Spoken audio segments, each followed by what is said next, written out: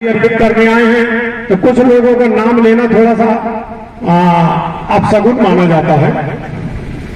उसमें एक आध लोग नहीं है। उसमें मैं किसी दूसरे को ना कहकर एक चीज कहना चाहूंगा थोड़ा सा पंडित जी लोगों के बारे में।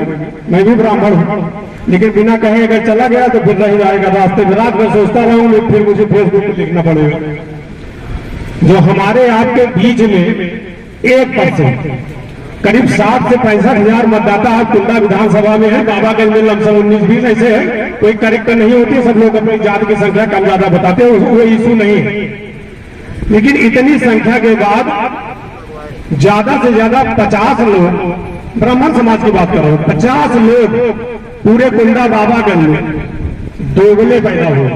50 लोग हमारे आपके बीच में जो दोगले। अब दोगला का मतलब क्या होता है? दोगला का मतलब होता है कि घर में तो पैदाइश हुई, किसके हैं पता नहीं। अगर आप अपने लोगों के साथ खड़ा होना नहीं जानते, आप अपने लोगों के साथ खड़े होकर लड़ना नहीं जानते, आप उनका समर्थन नहीं कर सकते, आप उनके साथ चल नहीं सकते, आप उनके किसी सुख दुख में शामिल नहीं हो सकते। अब बैठ के या फेसबुक पे लिख रहे हो, शर्म आनी चाहिए। उस माँ ने जिसने तुमको पैदा किया है उसके ऊपर तुम कलंक का टीका लगा रहे हो। वाह! अगर आप लोगों को थोड़ा भी सद्बुद्धि होती तो ये शोक सभा थी। इसमें राजनीति करने की कोई जगह नहीं होती। अगर राजनीति कर रहे हो तो एक दिन मैं तुम लोगों की श्रद्धांजलि सभा अर्पित करने आऊंगा। श्रद्धांजलि एक दिन हम लोग जितने लोग बैठे हैं, मंचासीन भी, हम सारे लोग जो भी, अगर आप सबके सुख दुख में हैं तो आप सब जगह पहुंचेंगे। पक्ष और विपक्ष नहीं देखा जाता। तो एक दिन उनकी भी कुछ, मैं केवल बात कर रहा हूं जो 50 लोग, क्योंकि नाली के कीड़े वही लोग, उनकी श्रद्धांजलि में भी हमें लोग चलेंगे, क्योंकि लोग राजनीतिक स्वार्थ सिद्ध करने के लिए उनकी भी हत्या करवा सकते हैं। वो सुरक्षित नहीं है। बस ये सुबह शाम बैठ रहे हैं, उसका खामियाजा उनको मिलेगा। 2-3 चीज है, एक पॉइंट में मैं बता दूंगा। हम लोग राष्ट्रीय अध्यक्ष जी को अपने जरूर सुनेंगे। ज्यादा बोल दूंगा तो कहेंगे मौला महाराज ज्यादा बोलते हैं।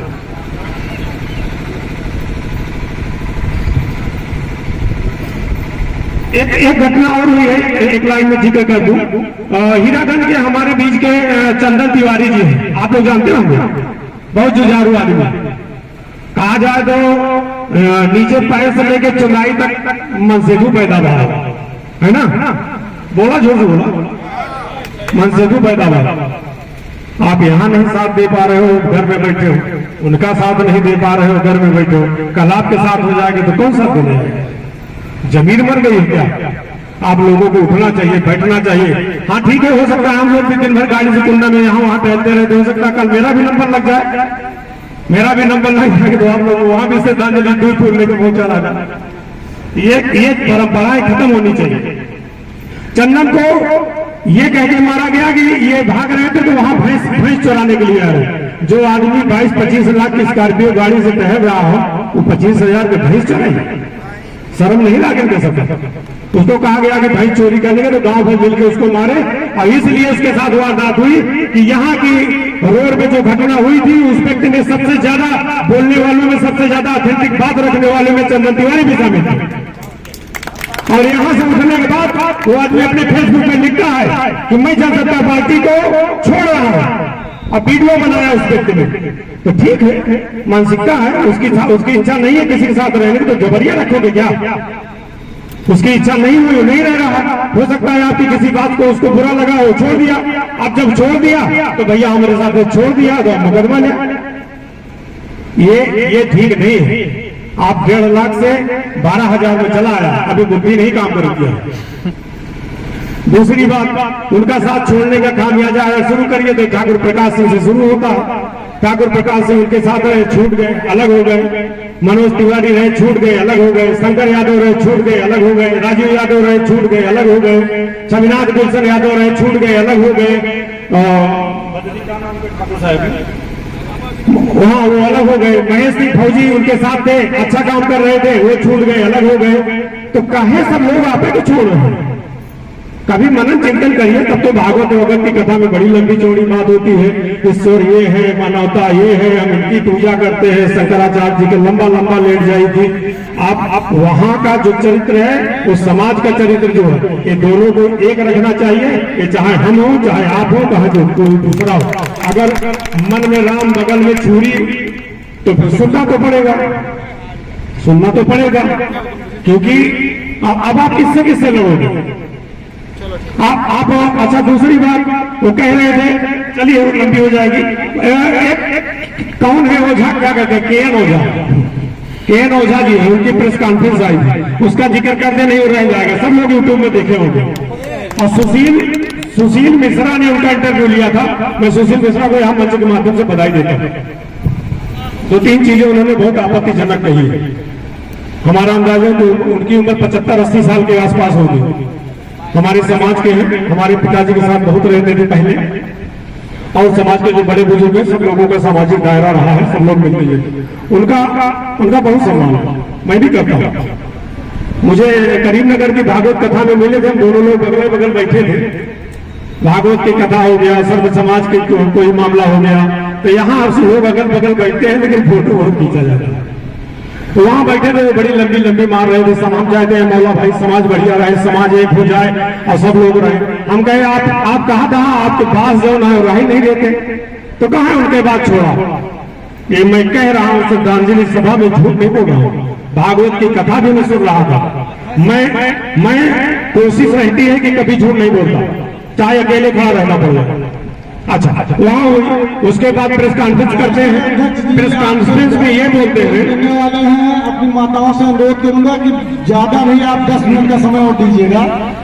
अब वहाँ उन्होंने चर्चा किया कि मंच पे वहाँ उनके रोड में संतोष जी के यहाँ भाजपा, सपा वाले, बसपा वाले और सारी पार्टियों के नाम लिया। शिवसेना के पांडे जी भी आए थे, वो भी चले गए। कांग्रेस वाले सब लोग इकट्ठा थे, तो उसमें सपा भाजपा को ज्यादा टारगेट किए। मैं के.एन. ओझा जी आपको बहुत सम्मान करता हूँ, आप बुजुर्ग हो गए हैं, थोड़ा बोलने के पहले जरूर सोचिए कि आपका सम्मान लोग करते हैं, आप उस सम्मान को बचाए रखिए। जहां मिलते हैं आप लोगों को प्रणाम करते हैं, वो केवल ब्राह्मण होने की वजह से। उन्होंने कहा कि भाजपा और सपा, मैं सपा को तो नहीं जानता, सपा का जवाब सपा वाले देंगे। भाजपा के बारे में मैं उनको एक चीज जरूर यहां से बताना चाहूंगा। भारतीय जनता पार्टी वो पहाड़ है जिसको नांगने के लिए आपकी टांगे फट जाए। आप उसके बारे में टिप्पणी कर रहे हैं, जिस भारतीय जनता पार्टी ने आपको मंत्री बनाया था, जिस भारतीय जनता पार्टी ने आपके बहुत सारे केस लगे थे, उसमें समझौता करवाया था लोगों।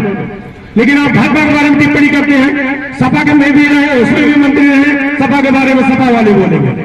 मैं भाजपा के बारे में बताता हूं, आप भारतीय जनता पार्टी के बारे में बोलने के पहले आपके हलक जो है सूख जाएगा। आप लोग समझ के बात करिए, और अगर इस तरह की टिप्पणी करते हैं तो ठीक नहीं है। और भारतीय जनता पार्टी की सरकार है, इस कार्यक्रम में, इस केस में वो पूरी तरह से खड़ी है। आपने पूछा, भूपेंद्र भाई से पूछा, सेनानी जी से पूछा, मैं भी बोल रहा हूं कि भारतीय जनता पार्टी शासन प्रशासन, चाहे शासन हो चाहे प्रशासन हो, इस सारे लोग पूरे मुद्दे के साथ खड़े हुए हैं और आपके साथ न्याय मिलेगा। मैं आपके परिवार के सदस्य हूँ, भारतीय जनता पार्टी का हूँ, लेकिन संतोष पांडे के परिवार का भी सदस्य हूँ। आपके साथ पार्टी पूरी तरह से खड़ी है। आप भारतीय जनता पार्टी के सक्रिय हैं, आप यहाँ के बूथ से लेकर मैनेजमेंट देखते हैं, आपके साथ कोई दुराव नहीं हो रहा। आपको गलत तरीके से अगर किसी ने बकाया तो गलत हो रहा। मैं श्रद्धांजलि अपनी फिर से अर्पित करता हूँ, और मैं विशाल पांडे जी को श्रद्धांजलि अर्पित करके अपनी बात समाप्त करता हूं। माननीय राष्ट्रीय अध्यक्ष जी अभी बहुत सारी बातें कहेंगे, हम लोग उनको धैर्य से सुनेंगे। उसके बाद जो भी कार्यक्रम तय करेंगे उसके बारे में हम लोग आगे करेंगे।